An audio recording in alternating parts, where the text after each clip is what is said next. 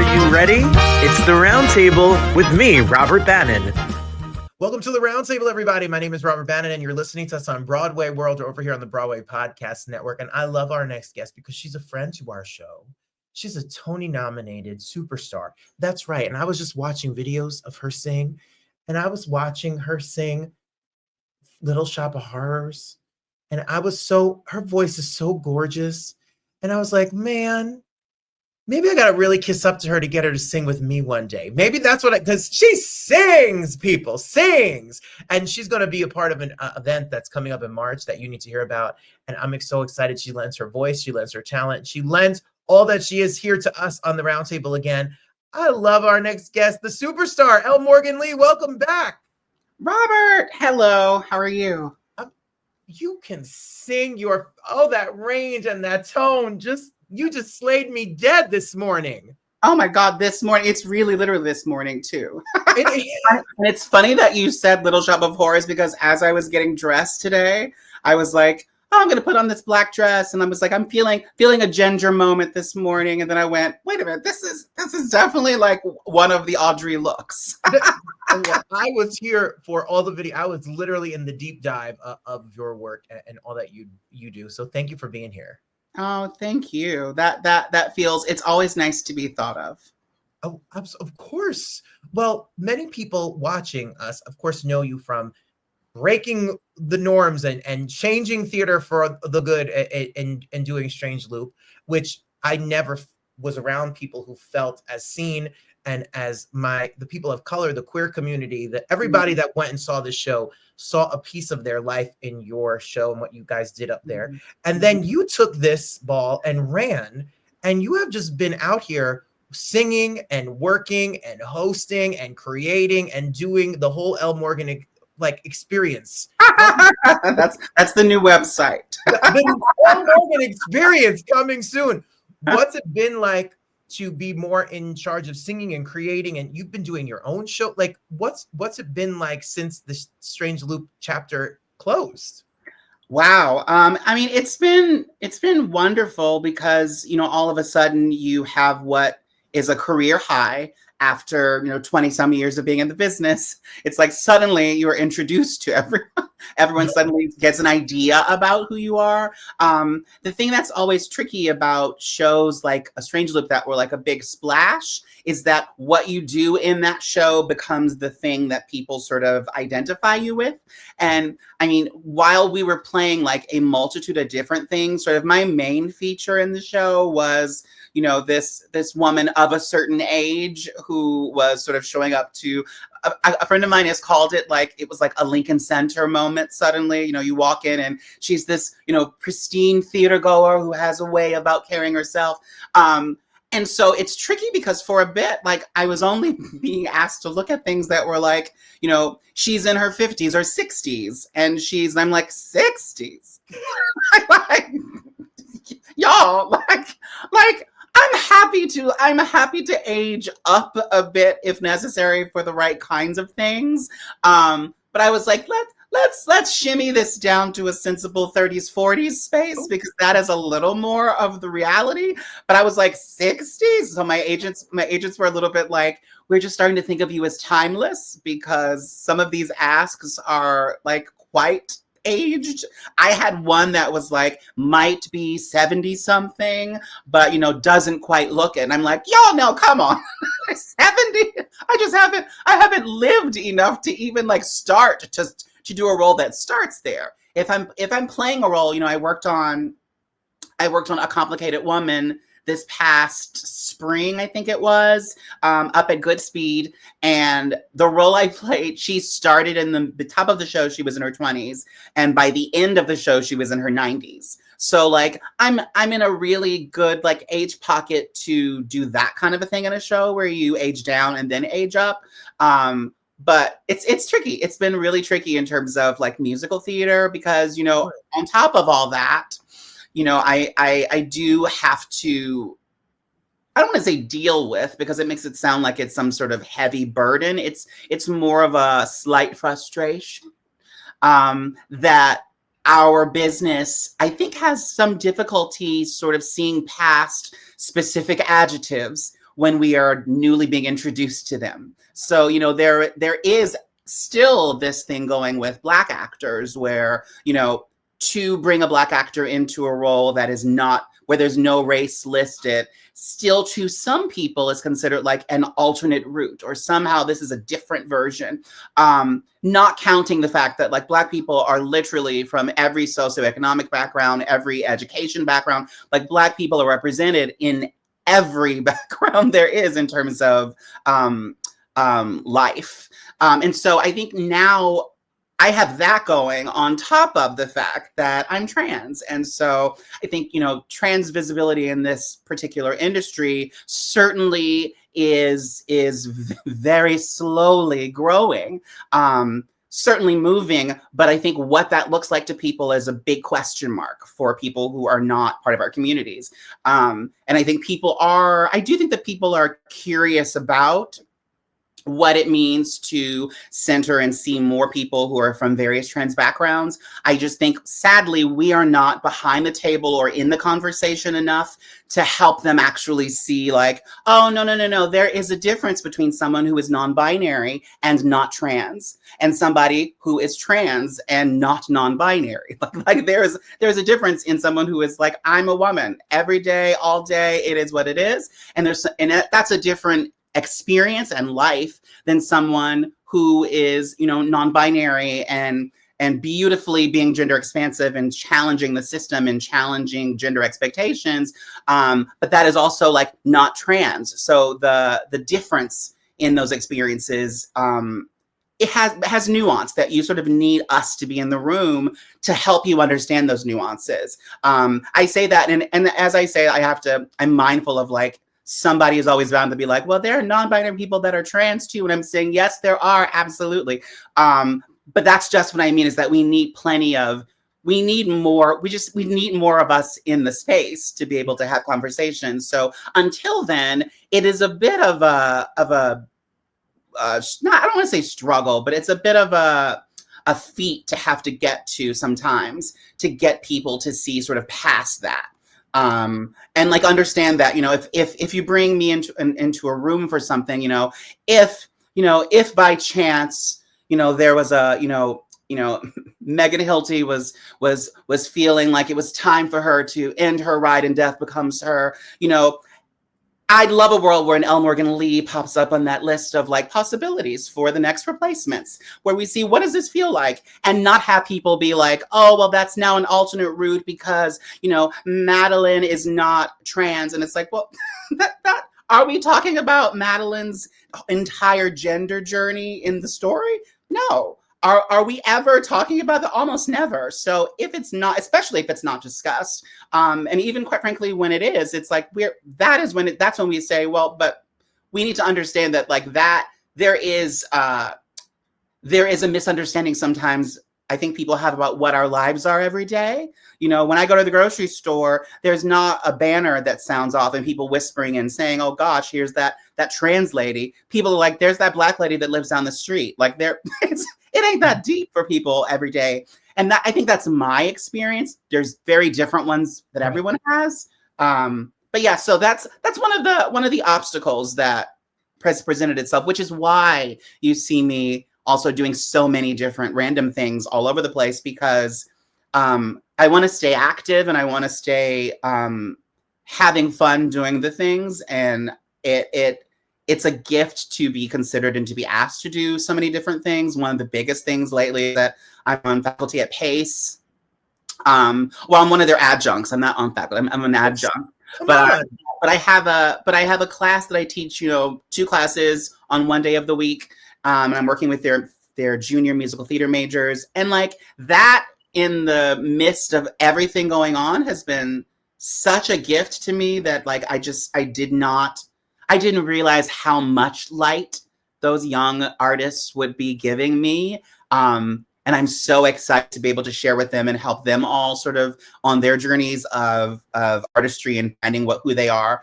I'm so excited about it. So that's been the blessing, because I haven't been sort of glued to a single show, I've been able to do lots of really great things like host this Maestra Amplify 2025.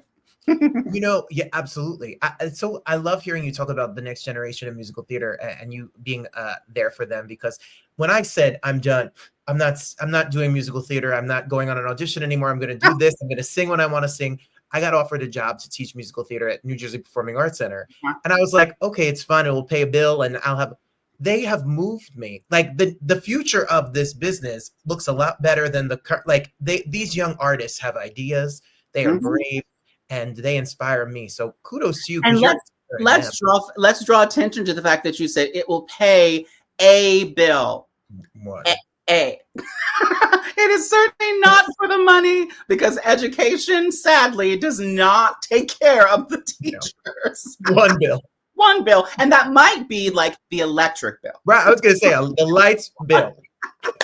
So, you bring up and I've had many conversations with people about this and about roles and trans actors in roles. And are you the offers only being trans roles, and then making a big deal about this is not a trans role that's being given to a trans actor. And there's my role in Strange Loop. I mean, my role in A Strange Loop was not a trans role.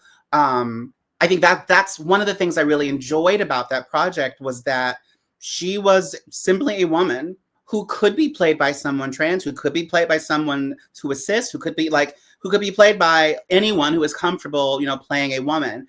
And so I really was thankful for that. And then at the same time, wanted to scream a little bit afterwards when people were like, there were other castings that popped up, when it went to London, when it went to the West Coast. And there were some people who were like, how dare they not cast the trans role with a trans actress? And I was like, there is no trans role in A Strange Loop. Like the show itself, I mean, quite frankly, the show itself was built in a way that can absolutely include a variety of genders and lots of different people. But like the way that production was built was like pretty binary and pretty much like, there were 6 men in the show and 1 woman. And when you start to mix up what that looks like, I think there are other conversations that have to also come into play to make sure that the other people involved are all feeling seen and healthy and like they're feeling a part of the story fully. But that involves a different kind of work on the back end of the production. So I want people to, yes, be rallying for more of us in projects, but also be mindful of making sure that those spaces are like safe for us and are like ready for us to be there, because it's better that the space be ready than to have us go into ones that are not. Absolutely. Well, thank you for saying that and educating all of us, because it's been a mission of this show to try to educate people on all people of all everything from race to gender to sexuality to where you live in the world, what you do, what is your art form. Like we all need to listen a lot more than shout out our opinion and hear other people's experiences and how we can make people feel safe and comfortable. Like that's humanity, but we've seemed to have lost that. And that's why I do feel like that. Never mind. Yeah, but I think humanity is golden. If we can hold on to whatever traces of it we can. While we're talking, if you want to follow Elle Morgan Lee, you can go to Instagram. Of course, follow Elle Morgan Lee and see all the things that she's up to and all the things that's to come. Oh my God, I want to hear you sing Death Becomes Her, but that's a story chat for another time. So my thing for Ernest, tell me, Ernest. I'm here. I'll buy a ticket right now. Let me get my I'll cash in my I love what they're doing. I still haven't seen the show fully, but I'm so obsessed. I so love what they're doing. I think it's so much fun already, and I'm just listening to those same few tracks that they've released on iTunes. I've been listening over and over. I was like, I love when a new show brings out my musical theater dork and like actually locks me in. So like I cannot wait to see the show when I get a chance to see it. I'm obsessed. They're so talented. And like Jen Samart, like come on. Ooh, the funny. Come on. Stars. You're about to work with like I don't know, a dozen plus stars for a good cause. And I'm not going to let Elle Morgan off the hook without asking her about the world. We're going to get there in a minute, but I want to make sure that we talk about this event while you're tuning in, because you talk about women, you talk about non-binary people, you talk about the amplification of voices in art in general and letting people join a room and be in a room. You're going to host something that sounds amazing. Tell us about it. We're talking about March 31st. Yes, March 31st, which is a Monday at 8:00 p.m. at Sony Hall, which is right in Midtown, right in the Times Square area. I am hosting, along with the incredible, one of my favorites, Kate Baldwin, Tony Award nominee Kate Baldwin. We are hosting a Maestra's Amplify. Oh, look at this. You say Kate Baldwin and balloons. What is going on? That's wonderful. So we're hosting Maestra's Amplify concert gala. And this is Amplify 2025. It's a celebration of women and non-binary musicians, specifically in musical theater. So excited. I think it's going to be quite an evening. You know, the special guests include Jordan Fisher, Jessica Vosk, Antwayn Hopper, who I might know from a project, Julia Mattison, speaking of Death Becomes Her. And then, you know, there's a slew of other artists who are going to be wonderful that evening. But I have to mention and sort of like cheer and scream and gag over Tony and recent Grammy Award winner Kecia Lewis, who is someone that like I also just have adored for many, many years. She's a light. And so any opportunity to see her is going to be exciting. I love that I'm getting to host this thing because I don't have to be a crazy lady to myself about singing the whole time. So I'm not going to have to be a nun beforehand. I can have a drink. And then I can walk out and just talk because I love doing that, clearly. I've noticed even as we've been talking, how much I've been talking and how much you've just simply been nodding your head. That's my job. Shut up, El Morgan. No, this is my job. Yeah, so in the performance, you will see, of course, these wonderful artists are going to do musical performances. There'll be an evening of unique musical performances featuring works by renowned composers and emerging talents. And, you know, some of the people that will be featured in this program, the pieces will be by Lynn Ahrens and Flaherty, who, I mean, just one of my like spirit duos, quite frankly. I love so much with their material. You know, we have Chiang Ning, Jay Adano. I am reading some names off of a piece of paper, and I promise you all the next time I say these names, if I'm butchering them, they will be far better because I cannot wait to hear your music. We're about transparency. We're about being really upfront here. And we're going to hear some songs from the upcoming Broadway musical Real Women Have Curves, which I'm very excited about. And we have Zeniba Now is one of the also other composers. Of course, the band will be led by Julianne B. Merrill. And the band is entirely Maestra members, you know, with Elena Bonomo on drums, who is a sweetheart, and Klein on guitar, and Yuka Tadano on bass. Again, y'all, if I sang your names wrong, I will get it right next time. Put a hit in my DMs and let me know. Otherwise, I'll be doing a sensible YouTube search to find when people have said your name the way I do. So come out. It's going to be a great evening. All the proceeds will support Maestra Music's mission to provide support, visibility, and community for these women and non-binary artists. You know, this event aligns with Women's History Month.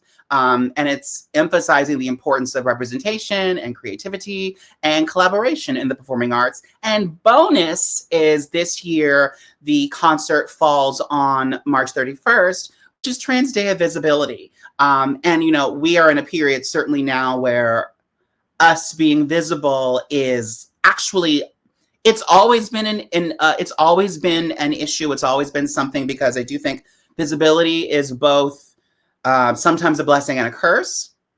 But now more than ever, I think that sort of spirit of pride is rising up in a lot of us as we're sort of watching ourselves actively be erased from websites and erased from, you know, things and events in which we played, or, you know, people from our community have played like great parts of. And we're seeing that the effort to sort of, you know, erase us happen. So these are examples of evenings that are looking to celebrate people like us and celebrate the work that so many artists are doing. And so, yeah, come out. Please come and support. And I hope to be able to, if nothing else, have on something snazzy for you to see. We'll see what we can do. But I think it's guaranteed to be a great time.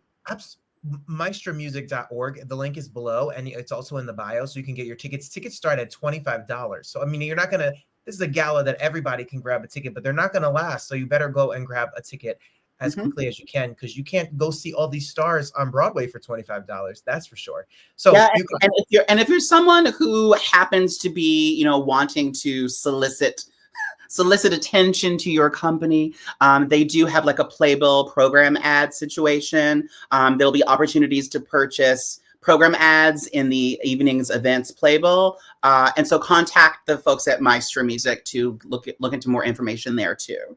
You know what moved me when you were talking about the list of performers? And I feel like in the world that we live in, we all need people like this. I love you and Kate, and I love, Jessica and Kecia Lewis can sit down and sing The Phone Book, and I'll just cry. But I love the fact, and we'll literally sing from like baritone all the way to soprano, like literally vocally doing things that are just like crazy. Crazy. But I also want to shout out people like Jordan Fisher and Antwayn and Michael Maliakel, who was Aladdin, and they are here lending their voice and their talent to women and non-binary performers, because it's just the right thing to do, and adding that visibility and standing up for all people of all everywhere matters. So shout out to everybody who's giving their time for this night. It's going to be a good night. Yeah, I would say it's going to be a lot. In all the best ways. I think I'll be happy to sit with just a sensible light drink beforehand, and then after it's over, we can all exhale together that we got this music out and these people are excited, and hopefully the audience will be interacting and a lot of fun the entire time. Hopefully I won't fall on one of the dresses that I choose to wear. If I do, it'll be for a good cause. It'll be a viral moment. You talk about this event and then all of your work and what we talked about, but I would be remiss, and I want people to make sure that they support it is gala season, and as gala season goes on, people are going to be asked. There's a lot of good causes, but I would be remiss. We spoke a moment or so beforehand. I am not surprised that the queer community is under attack. I'm not surprised, especially that the trans community is under attack. But what you said struck me, and it really, I hope people understand, it's not just under attack. It's an erasure of the community. Like, you go to Stonewall and take the T out of the, it is a purposeful erasure of people. So how do you keep going? Like, how do we not lose hope? And how do we know that there's better? I'm trying to find silver lining, and everyone I talk to that's a part of our community and a part of your community, and that we're here on this earth together. Give me hope as an artist. Give me hope as a queer person. Give me hope as somebody who cares, as we all care about each other. Is there hope? Is there silver lining? I think that, look, I am just as nervous and slightly scared as many other people, but there's also, call me loopy doopy, I am, but like there's always a little voice behind me that I hear that just sort of quietly says, you can ask the universe for the world that you want to live in, but you can't tell the universe how to get you there. And so if you believe that the universe has your back, which I always say, if you believe that the universe has your back, then you have to trust it and know that like this is all a part of the process. It even when it seems the most bleak, I also feel like I am blessed and fortunate to have people in my life who were living out loud and proud, or who were stealth and surviving in the 80s and 90s when, they had far less than we have today. And they dealt with what felt like, or what seems like they dealt with far, far more than anything we've experienced. And so knowing that like they survived and they pushed through and they made a way when there seems like nothing there, those are the shoulders that we literally stand on. Like we will be just fine. We will be okay. Again, they can erase our names from books. They can erase our, tea from things. They can erase and do all they want to do, but they can never take away the work that our community has done. And they can never take away the memory and the legacy and the stories and the joy and the love. Like they can never take that away because it's a part of the fabric of our community and ultimately of our culture altogether. So I think the more that I lean into that little voice and into the triumphs that we have seen from our community for so long, even when nobody knew that they were happening but us, it's like the more we lean into that, the more I'm like, have at it, y'all. Y'all can't do anything to us. Like you literally can't. Like we will always win. We will always pull through. We will always fight. And it might get really hard. And it might get really, the period might get really frustrating. But also it's just a reminder to like hold close to each other and to, find your community members. And if you're somewhere in a space where you don't have community and you don't have people around you, because I do think there are a lot of us out here speaking and like making the point to like, this is when I need my girlfriends. This is when I need community. This is when I need my people. I do think that like sometimes we don't think about the people who are in spaces where they don't have that community and they don't have those people to turn to. And so in many ways, those people might be the most scared of all. And so my feelings there are protect your safety at all with everything you've got. If that means that you need to sort of, be a little more quiet and navigate so that you can survive, do what you need to do. Take care of yourself. Make sure that you're okay. Because on the other side of this, there will be plenty of time for you to let your flag wave, proudly. Right. So as you need to take care and prioritize yourself and the things that you need and your safety and your care. And if that means you need to go online and find community, because look, there's always somebody to find on social media somewhere, or there's always somebody who is dancing in the street and who you can take a little bit of joy from. As much as we roll our eyes about social media and the dumpster fire that it can become, I do have to admit that there are moments when I scroll through and I see something that just quite frankly makes me smile, and like I will take that bit of joy with me through the whole day. And that joy might come from not a person. It might come from me watching, someone rescue a puppy that was just really needed rescuing. And that's most of my feet these days. But I'm like, but it might come from that, like someone finding their forever friend and like taking that puppy and you watching that puppy go from being terrified and scared to jumping and leaping and smiling and being so excited. And like, for me, that little dosage of joy sometimes can get you through the day. So yeah, prioritize your own mental health and your own stability and your own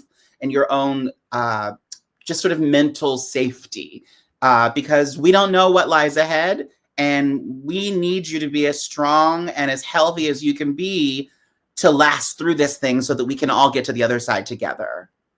Well, I just implore, watching documentaries about the LGBTQIA plus community and the history of us. There is no pride and there is no rights without the trans people. And there, to all of the people. And sideways, even as you say that, we say there is no, LGBTQIA plus without the T. And then we always say, we're not who we are without Sylvia Rivera and Marsha B. Johnson and, Miss Major. I want us to learn some more names. Yeah.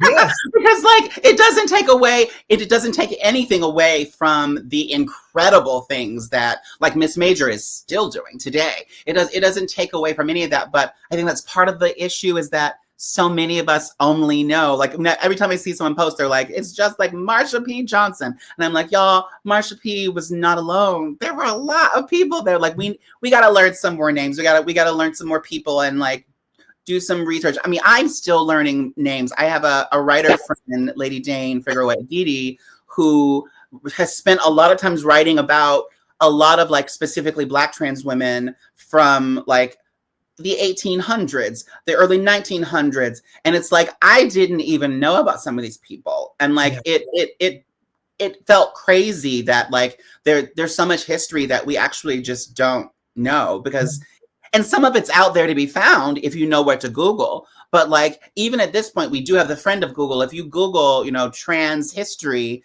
and look around or look for like Black trans women in history, there's a lot out there to be found. And, you know, even if they decide they want to scrape that thing and make it so that we can't find those things anymore, y'all, they're always going to be out there to be found. Like, because there's always somebody's website that's like private. Yes. You're always going to find the info if you go looking. Well, that's such a good point, because when I spend most of my time now in Detroit and New York, in Detroit, like the Ruth Ellis Center, Ruth Ellis is a trans activist that when I moved here, people were like, oh, you have to go to the Ruth Ellis Center. You have to go. I was like, who is Ruth Ellis? I have no idea who because I grew up in New Jersey, and I know it's like, as a teacher that teaches 5th grade, when it becomes Black History Month, everyone's like, I'm going to do my report on Martin Luther King and Rosa Parks. And you're like, there are other people out here. There are other people. Please pick someone else. We learned them. So it starts making you want to say the assignment cannot be Martin Luther King and Rosa Parks, because we will talk about them on day one, and then we can get all the other names. We need the other names. Well, and we need the ones that are current. There are people now who are making changes and making differences in our communities, in the Black community, in the trans community, in the queer community. Like, there's so many. We need to know kind of what these people are doing, because and knowing that they're all human is a thing too.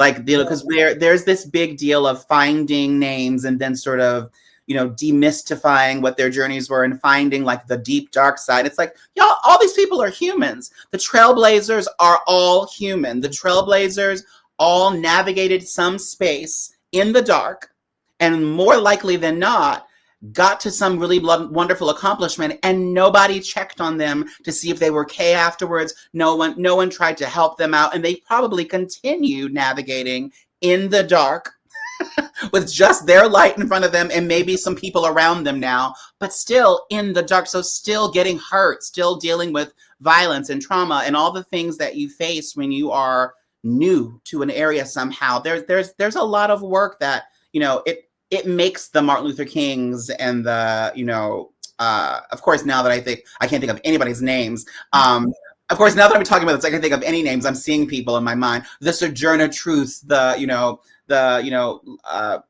Hansberry's, the James Baldwins. It's like you start to see all these people had lives going in addition to the work they were doing. And what was it like for these people? Where are the movies about what it meant to be, you know, Lorraine Hansberry? Where are the movies about Josephine Baker? Where are the movies about, well, Josephine Baker? Well, there's that great Lynn Whitfield movie from before.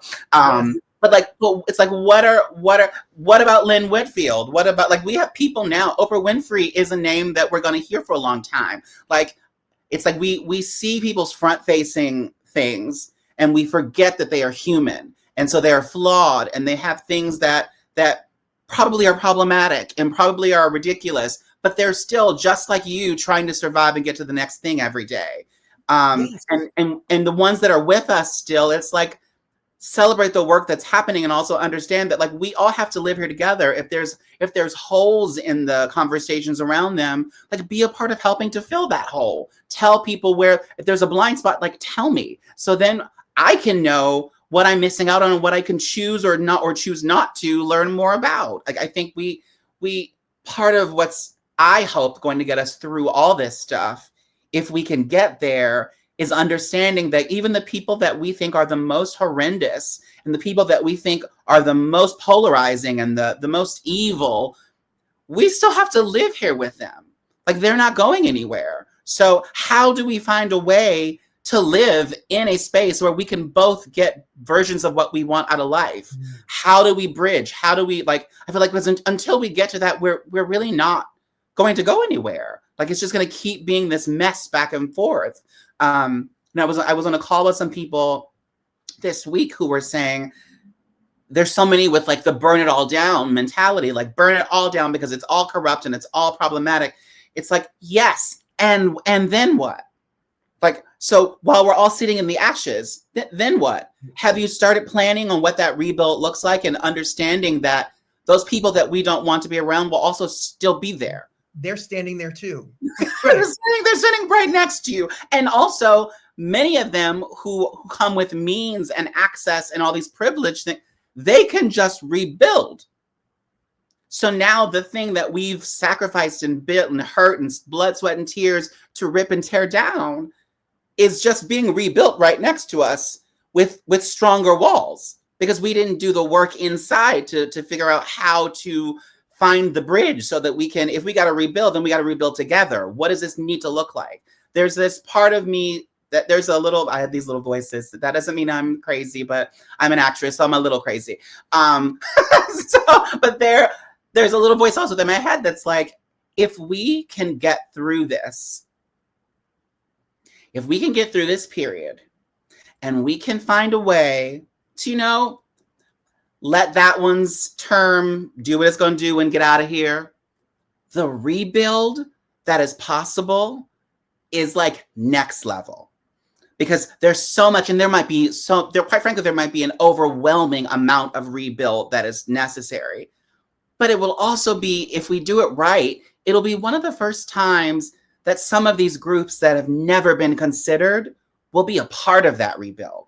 Yeah.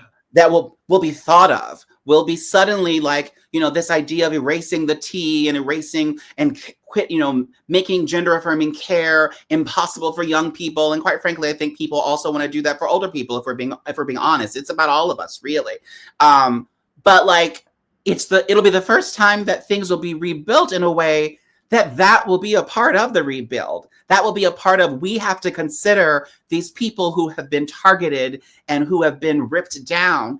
We need to give back to this community to make sure that they are now a part of the fabric of everything out in the open to everyone, and not just behind closed doors and in the communities that are in the know. Like, what is possible is so incredible if we can get there. And so there's that little voice that's like, trust. Well, that's how I feel. That's you took the words out of my mouth, and I love your quote before about the universe, and you want something, the whole universe conspires to help you, kind of like an alchemist kind of idea is that trust maybe we have to go through all this to come out the other side with something bigger and better. Just we hang in there. Yeah. Can you tell us? It's like keep alive means. A lot of these old civil rights and sort of activist-led chants and things, they all mean something more today than they did yesterday for many people. That idea of keep hope alive is really real. I mean, it's because it looks like a bleak map in front of us. But keeping hope somewhat alive and keeping that little trinket, and you only need this tiniest little bit. You just need literally just a mustard seed. Just get a little bit there. It can grow. It can get back down. It can grow. Get back down. But just keep pushing through it, so that we are all, like you said, like we're all conspiring together to like make that change happen, to manifest that change. Well, and to all my queer friends out here, and brothers and sisters and people out here, stand up for your trans family, because we have not always been there for the trans family in the past. And people, we are not, the experience of being gay is and being a white gay man like me is very different than people of color, the trans people.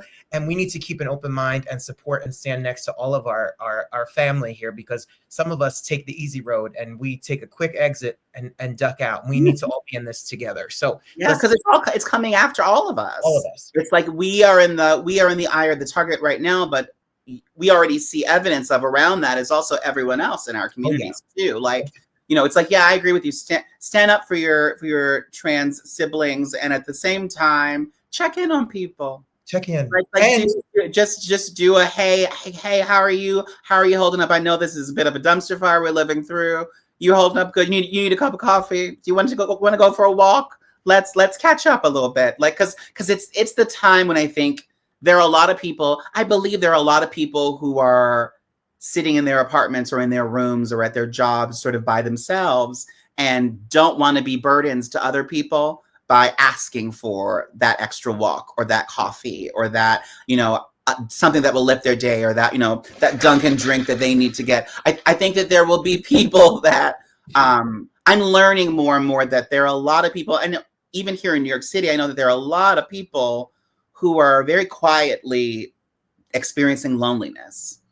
And that's something that's been happening all the time, quite frankly. And so when things get like this, it's like even more reminder. And I have to take that, even as I'm saying this, as a reminder to myself to check in on some people, because it's real. And I think sometimes that little text makes someone's day. Yeah, it sure does. And as we stand here together, I want people to know women and their voices, like this event that you're going to host on March 31st at 8:00 at Sony Hall, and all of us. There's plenty of ways that we can all get involved and create community. And this is a great place for as little as $25 or more. If you got money in your pocket, then go to maestramusic.org and see this incredible lineup of people and build a community there, build your community where you are, and then make sure you follow Morgan Lee so we can be part of the community that you've curated with the people who follow you and your career. You really inspire me. You make me feel so ready to go out here. And I was thinking while you were talking, you're right. I got to reach out to some people and show some love and say, hey, how you doing? And it makes a difference. It really does. And even with, this Maestra Amplify 2025, if you're not able to attend, look, people have things, people have reasons they can't go. This is an event. It's something that's truly for a great cause. It's as simple as going to the Instagram page and sharing the thing. Yeah. That single share, you don't know, someone might see it and buy a ticket and choose to go. Someone might be a big fan of the incredible Kate Baldwin, and they might be like, oh my God, I want to see Kate. I want to see Kate host an event. I want to see Kecia Lewis and Antwayn Hopper. I just love Antwayn Hopper's bass baritone voice. I want to see him sing something. It's like that one share might get you, that might get someone a seat. So come out and support in some way. Thank you so much for spending time lending your voice to this and your voice, period, and coming on and saying hey to us and spending some time with us. It's always such a pleasure. I'm such a fan and admirer of all of the work that you do. And it's always a joy to have you. Thank you for being here. Thank you. So great to chat with you, Robert. Yeah, same.